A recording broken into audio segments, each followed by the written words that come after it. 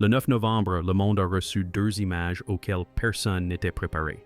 Le télescope James Webb et le Virtual Telescope Project ont publié les dernières photographies de l'objet interstellaire connu sous le nom de 3A Atlas, et ce qu'elles ont révélé a laissé les scientifiques sans voix. Sur ces images, l'objet apparaissait comme un point lumineux, compact et brillant, sans la moindre trace de queue, sans signe de dégazage, sans nuage de poussière ou de gaz.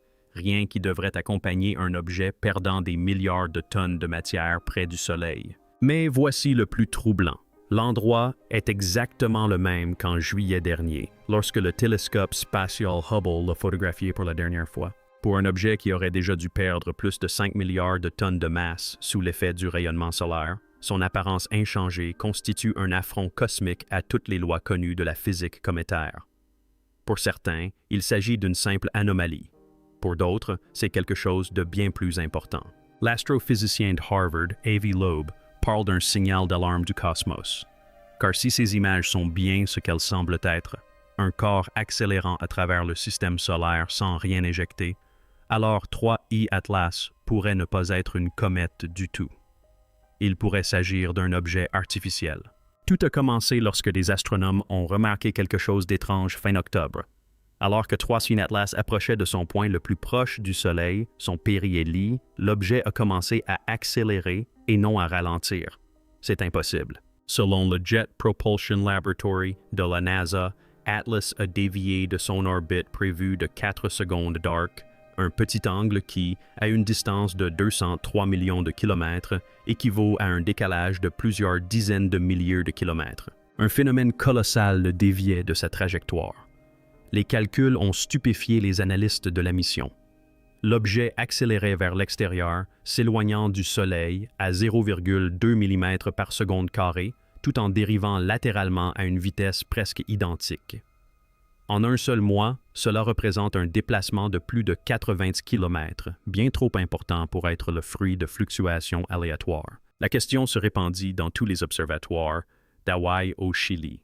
Quelle main invisible guidait cet objet? L'explication habituelle, le dégazage, ne convenait pas. Pour atteindre une telle poussée, Atlas aurait dû expulser au moins 1/6 de sa masse totale, soit l'équivalent de 5 milliards de tonnes de gaz vaporisé, formant un halo aveuglant visible même avec de petits télescopes d'amateurs. Or, le ciel est resté vide. Pas de nuages, pas de queue, pas de vapeur, rien. Pour comprendre à quel point cela est absurde, le Virtual Telescope Project a publié une comparaison côte à côte entre 3I Atlas et la comète Lemon, une comète tout à fait ordinaire photographiée dans des conditions identiques quelques jours auparavant. Lemon se comportait comme prévu. Une queue fantomatique et radieuse s'éloignait du Soleil, parfaitement sculptée par le rayonnement solaire. Mais Atlas? Ce n'était toujours qu'un point, net, compact, immaculé. C'était comme comparer un organisme vivant à une statue, l'un rayonnant de mouvement et d'énergie, l'autre figé et silencieux. Voir Atlas accélérer sans produire de débris, c'est comme regarder une fusée voler sans gaz d'échappement. Les lois de la physique ne se contentent pas de dysfonctionner, elles s'effondrent. Lorsque Loeb a effectué les calculs, il a constaté que si l'accélération était véritablement cométaire, les gaz en fuite auraient créé une lueur plus brillante que la pleine lune. Pourtant, les images du 5 novembre ne montrent rien de tel. La magnitude de l'objet, sa couleur et sa symétrie restent étrangement constantes. Le directeur du télescope virtuel, Gianluca Massi, l'a qualifié de « observation la plus déconcertante que j'ai jamais faite ». Car même les instruments conçus pour détecter de faibles traces de poussière ont renvoyé la même lecture, 0. Lorsque les données sont parvenues à Harvard, Loeb et son équipe ont commencé à reconstituer la physique à l'origine de l'accélération. En se basant sur la masse estimée d'Atlas, soit 33 milliards de tonnes, près d'1 million de fois supérieure à celle d'Oumuamua, ils ont conclu qu'aucun processus naturel connu ne pouvait expliquer la force qui s'exerçait sur lui. La pression de radiation solaire était trop faible. Le dégazage était invisible. À cette distance, les interactions gravitationnelles avec les planètes étaient impossibles. Il ne restait donc qu'une seule option, un mécanisme inconnu. Nous devons accepter ce que les données nous montrent, a déclaré Loeb. Si la physique échoue, la théorie doit s'adapter. mais rares étaient ceux qui étaient prêts à en accepter les implications. La vérité était trop lourde à porter. Car les chiffres ne décrivaient pas seulement un mouvement, ils révélaient une intention. L'accélération n'était pas aléatoire. Elle était fluide, régulière, parfaitement alignée sur la position du Soleil, comme si quelqu'un ou quelque chose l'avait calibrée. La dernière fois que nous avons observé un comportement même vaguement similaire, c'était avec Oumuamua, mais cette fois-ci, l'effet était plus fort, plus rapide et beaucoup plus délibéré. À mesure que les données affluaient des télescopes du monde entier, un schéma a commencé à se dessiner. 3I Atlas n'enfreignait pas seulement une règle, il les enfreignait toutes. Son orbite était presque parfaitement alignée avec le plan de l'écliptique à moins de 5 degrés de la trajectoire suivie par la Terre et les autres planètes. Une coïncidence si improbable que Loeb l'a comparé à atteindre le centre d'une cible cosmique dans l'obscurité totale. Puis vint l'anomalie du jet, une éruption de matière filant droit vers le Soleil, à l'inverse de ce que fait n'importe quelle comète. Normalement, le rayonnement solaire repousse la poussière loin du Soleil, formant des queues toujours orientées vers l'extérieur. Mais Atlas défiait même cette règle, comme s'il repoussait la lumière solaire elle-même. Sa vitesse était une autre impossibilité, supérieure à celle de corps plus petits et plus légers comme Oumuamua et Borisov, alors même que sa masse aurait dû le rendre lent. Et sa courbe de luminosité défiait toute logique. À l'approche du Soleil, sa luminosité augmentait de façon exponentielle, -7, soit 2 fois l'intensité de n'importe quelle comète connue. Puis vint sa couleur, un bleu électrique, ni blanc glacial, ni rouge flamboyant, plus chaud que la photosphère solaire. Sa température de surface semblait dépasser 5,8 Kelvin, un exploit qu'aucun objet naturel ne peut atteindre sans se vaporiser. À ce stade, les astronomes n'étaient plus seulement perplexes, mais alarmés. Car si 3I Atlas ne suit pas les lois de la mécanique céleste, alors il suit autre chose, peut-être un ordre. Les analyses spectroscopiques effectuées par le télescope James Webb et des observatoires terrestres ont révélé quelque chose d'encore plus étrange, la composition de l'objet. Contrairement aux comètes naturelles, qui présentent des mélanges aléatoires de roches, de glace et de minéraux, Atlas affichait un rapport précis entre le nickel et le fer, le même rapport que celui que l'on retrouve dans les alliages haute température utilisés dans les engins spatiaux et les moteurs à réaction. Dans la nature, les métaux se mélangent de façon chaotique, mais ceux d'Atlas étaient équilibrés, raffinés et organisés. De plus, sa composition ne contenait que 4% d'eau, ce qui la rendait plus sèche que les déserts les plus arides de la Terre. Non pas une boule de neige sale comme on l'imagine, mais une structure forgée et non figée. Certains scientifiques soupçonnent désormais que la coquille externe pourrait ne pas être naturelle. Tout cela. Il pourrait s'agir d'une couche en céramique ou en composite, résistante à la chaleur et polie, ce qui expliquerait pourquoi elle réfléchit la lumière si nettement, sans présenter de fissures ni d'irrégularités. Cette réflexion produit une signature de polarisation sans précédent. Des ondes lumineuses alignées avec une précision mathématique, un phénomène jamais observé dans un corps naturel. Comme l'a dit Loeb, si vous deviez concevoir une sonde capable de survivre à un voyage d'1 milliard d'années à travers la galaxie, elle ressemblerait exactement à cela. Et puis vint la révélation qui stupéfia même les sceptiques. Lorsque les chercheurs ont tracé la trajectoire de 3I Atlas, ils ont remarqué que son chemin croisait les orbites de Mars, de Vénus et de Jupiter, mais pas celle de la Terre. Son timing était parfait. Au périhélie, moment où il aurait dû être au plus près de la Terre et donc plus facile à observer, il s'est au contraire positionné derrière le Soleil, invisible à nos instruments. Cet alignement est tellement improbable statistiquement que certains astrophysiciens pensent désormais qu'il est impossible, a déclaré un analyste du JPL. C'est une navigation délibérée. L'idée paraît insensée jusqu'à ce qu'on examine les calculs. L'orbite est si précise que, tracée à rebours, elle pointe directement vers la même région du ciel d'où provient le signal WOW de 1977, un sursaut radio à bande étroite que le programme SETI traque depuis des décennies. 2 phénomènes à des décennies d'intervalle provenant des mêmes coordonnées cosmiques. Coïncidence? Peut-être. Mais à mesure que les données s'accumulaient, ce « peut-être » a commencé à ressembler étrangement à du déni. chaque nouvelle image publiée par le Virtual Telescope Project ne fait qu'épaissir le mystère. La couleur d'Atlas 3I, ce bleu ultraviolet profond qu'aucune comète ne devrait émettre, a défié tous les modèles thermiques. La lumière bleue indique la température. La lumière bleue indique l'énergie. Et pourtant, l'objet ne présentait aucun signe de désintégration, aucune fragmentation, aucune signature thermique dans l'infrarouge. Il luisait d'une lumière qui n'était pas de la chaleur, une lumière qui semblait autogénérée, comme le rayonnement d'un plasma ou de gaz ionisé sous contrôle. Certains physiciens des plasmas ont suggéré que l'objet pourrait utiliser la propulsion électromagnétique, générant une poussée en manipulant le vent solaire lui-même, une technologie que les humains n'ont testée qu'à des niveaux expérimentaux.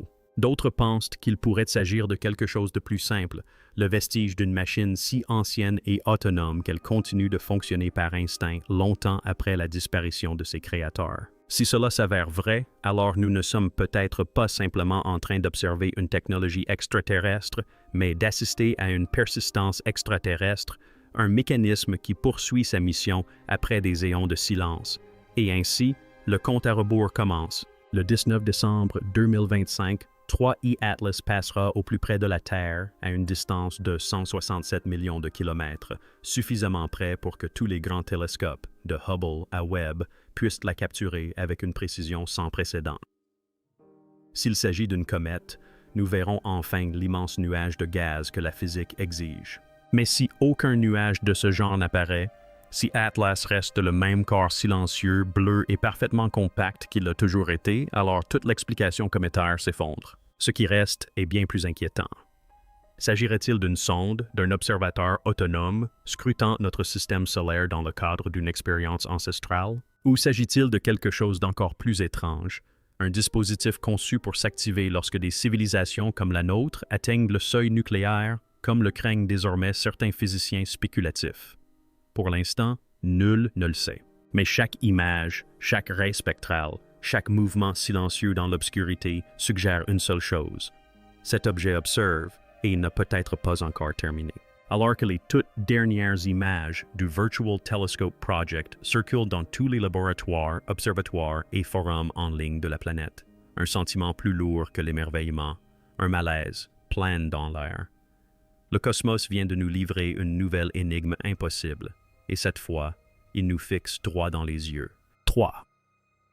Atlas poursuit son voyage à travers le système solaire, froid, bleu et silencieux, défiant toutes les équations auxquelles nous avons toujours cru. Il ne se comporte pas comme une comète, ne ressemble pas à un astéroïde et ne rentre dans aucune des catégories bien définies que la science humaine a élaborées pour expliquer le ciel. Elle accélère quand elle devrait ralentir.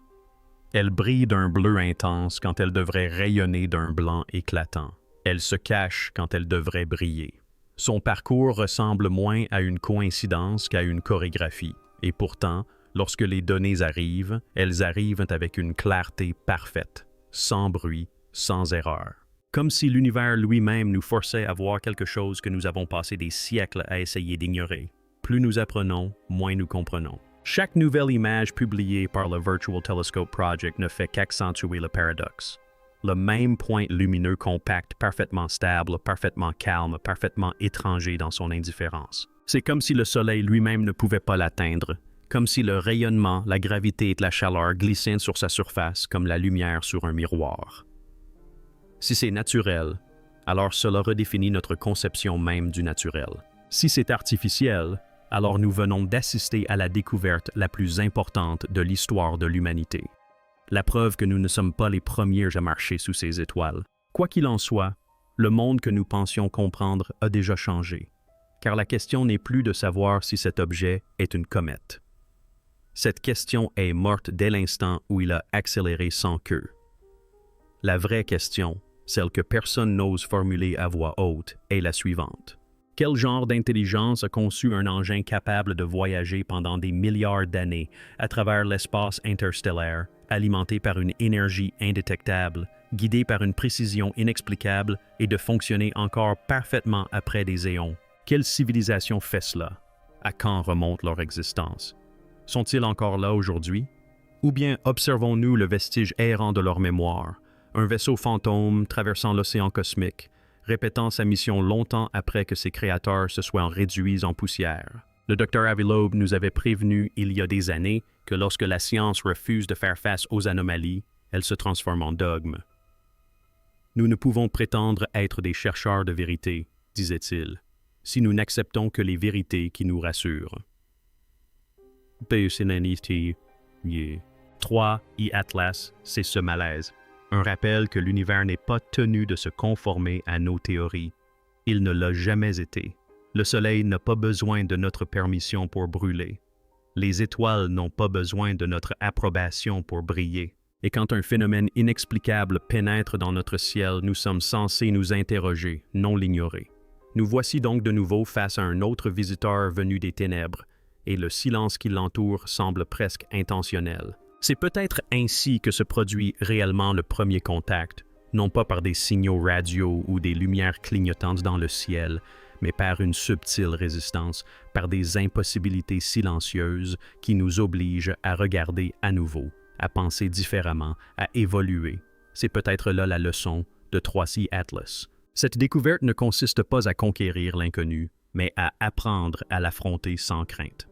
Et maintenant, à l'approche du 19 décembre, jour où il passera au plus près de notre planète, tous les télescopes terrestres seront pointés vers lui.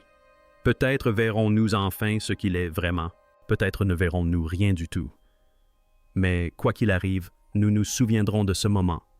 La première fois dans l'histoire de l'humanité qu'un fragment du cosmos nous a regardés et a refusé de s'expliquer.